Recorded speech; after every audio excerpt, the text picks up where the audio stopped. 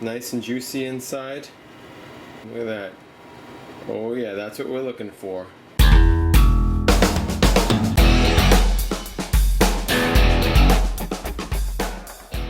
Hey everybody, welcome back to Vital Point. Hunting season is just about upon us, so it is a good time to go clean out your freezer, get all that old venison out of there and make some use out of it.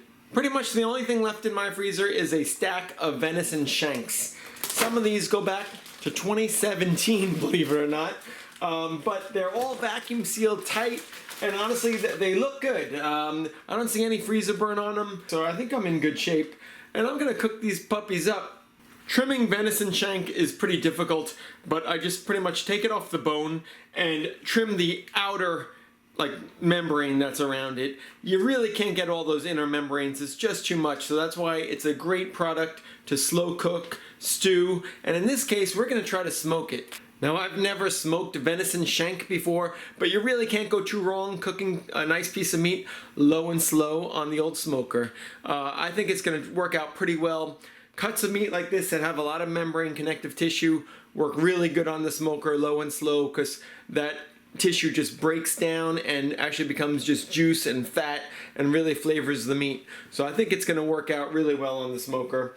I am just taking all the venison out of the packages. I'm loading them up in a bowl here, and we're going to spice them up. Anytime I smoke meat, I tend to cook a lot, because smoking, it takes a while, a few hours at least.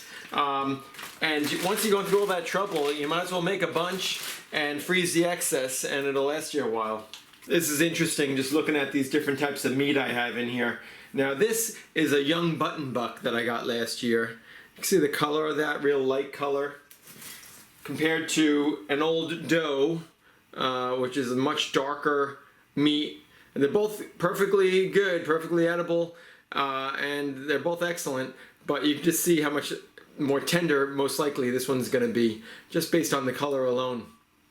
So if there's anyone out there shaming people for harvesting a young deer, don't do it, because they are good eats, and we have to reduce the population anyhow. The venison is looking good. It's a little frozen still. It would have been better if this were defrosted in advance, but I never have time for that. Kids are hungry, they have to eat, so we have to just go with what we got here. I'm going to put some kosher salt on it. That'll actually help it to melt quite a bit quicker, and season it up as best I can with some barbecue type seasoning. The spice lineup of the day includes some cumin powder, some barbecue seasoning. This is a general purpose barbecue seasoning. It's got the garlic, paprika, onion powder, that sort of stuff in there. A little bit of extra granulated garlic I'll throw in as well. Some ginger adds a little zing. Always adds a nice flavor. Sometimes I put some celery seed when I smoke meat. I don't have any, but I have some celery powder, so I figure I'll give it a little kick of some celery powder. Celery, like onion, adds a nice kind of rounded flavor to things. Some salt and brown sugar. That's one of the great things about smoking meat, is that you could add sugar to the product, because if I was baking this under a higher heat, the sugar would just burn, and that doesn't add a good flavor to things. So smoking, you could add sugar, and it provides that nice balance of sweet, salty. It just works out right. I'll probably put about a tablespoon or two of each of these items. I'm going to give it a nice thick coat of spices, along with maybe a quarter a cup of salt and a quarter a cup of brown sugar. Whoa, quarter cup of salt, don't worry about it, because as it cooks, that fat, when it renders out, is going to just drip down, and it takes a lot of the salt out of it as well. You didn't actually think I was going to measure this stuff out, did you? This is the way I measure. It's another great thing about barbecuing, smoking. Don't be so rigid. Be a little bit flexible, a little more of this, a little more of that. It's not going to hurt anything. Experiment with different proportions, and it's going to work out just fine.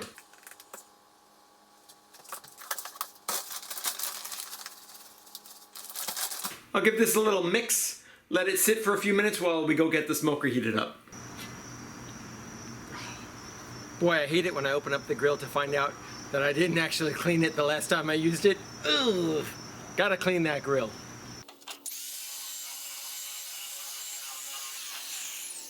These little chimney starters are fantastic to get the coals going.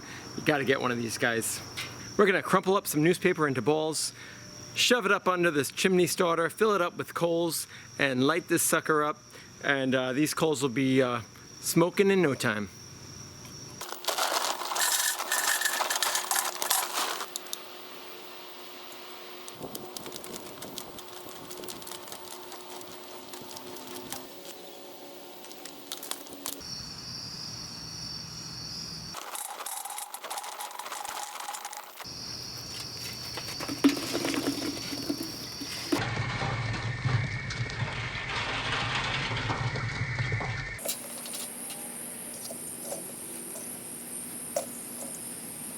If this was a thick chunk of meat, I'd probably want to do it overnight, but since these are little pieces, all you need is a couple hours.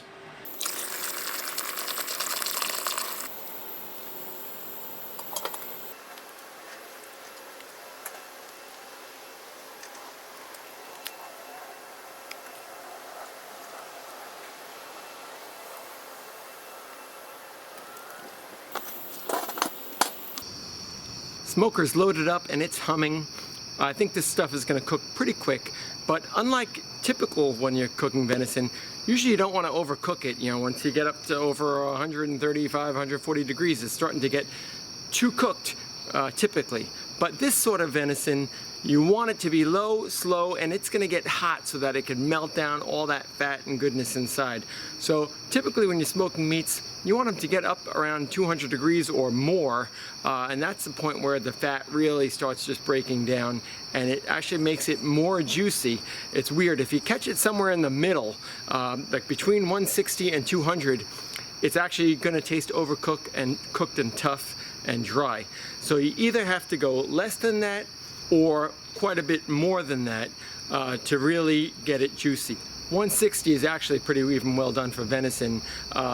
Really you're looking at more around 140, 145 is nice medium rare. But again, on this cut of meat and this method, we're gonna let it keep on cooking. So I'll check it in a couple hours and see how it looks. Considering they're small pieces of meat and there's no bone, it'll go quicker than if I had like the whole shank on there. And that is another method that might be worth trying, and maybe I'll do that this year. Just put the whole thing on there, bone and all, and it might be a little bit juicier that way. But I think this is gonna work out just fine as well. With this type of smoker setup, these coals will be good and hot, good to go for probably 6 or 7 hours or so. The only thing you gotta check once in a while is the water pan. Typically about every 3 hours or so I might have to fill the water pan. But otherwise it's pretty self-sufficient. Smoking, you can just go relax. It's just the initial prep takes a little bit of time. Then once it's on there, you just let it do its thing. Charcoal smokers such as this, typically you can't do a whole lot of adjustment. You could adjust the airflow on the vents and that helps a little bit, but typically their sweet spot is right around 220, 225 degrees, and that is where they will stay, and that makes a nice smoked cooked meat. It's hard to do cold smoking with this type of smoker. For that you really need those pelletized grills. I just saw one of the fastest, biggest spiders I've ever seen. That thing was like a cheetah. And I got the EBGBs. Ugh. So look, this venison, it's been on here a little over 2 hours now, and I just don't want it to dry out. So I'm gonna get it now. I think it's got a nice smoked flavor by now. I'm gonna throw it in a cast iron pan, seal it tightly with foil. I'll put in probably a 1/4 cup of apple cider and maybe a 1/4 cup of chicken stock in with it, just to give it a lot of nice juice. I'm gonna throw it in the oven, 350 degrees, and finish it off there. It's been about 2.5 hours total in the oven now. Hopefully it's ready at this point because it's getting late and I'm getting tired. Definitely looking nice and tender and juicy at this point. You can see the membrane has just melted away. Nice and juicy inside. Looking good, looking good. Look at that. Oh yeah, that's what we're looking for. Now my grand plan for this is to shred it with some barbecue sauce, but meanwhile I'm just going to get some of this beautiful stuff right here and have it with some brown rice and a shot of good old Frank's hot sauce. Here it goes, a little 2017 venison shank, a little bit of hot sauce, a little bit of brown rice. It's looking good.